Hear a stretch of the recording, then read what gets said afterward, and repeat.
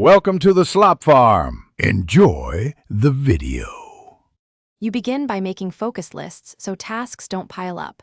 Create 3-5 core lists like work, personal, projects, and errands. Once done, link Gmail and calendar so emails turn into tasks with context. This saves you from manual copying. Now add due dates and simple numeric priorities such as 1, 2, 3 to each task. That lets you scan and act immediately. Make the first 10-minute task right away to build momentum and prove the system works. You now structure tasks for execution. Break bigger items into subtasks and checklists so each step is a clear action.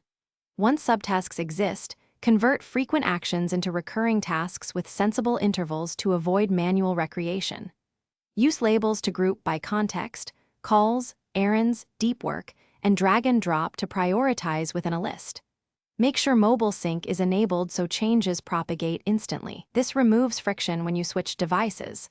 Finally, learn one keyboard shortcut to speed routine edits. You finish by closing the loop. Schedule a weekly 10-15-minute review to move tasks, update dates, and prune lists so nothing stagnates. Once reviewed, archive completed projects and export lists periodically as a backup. That preserves history and frees visual space.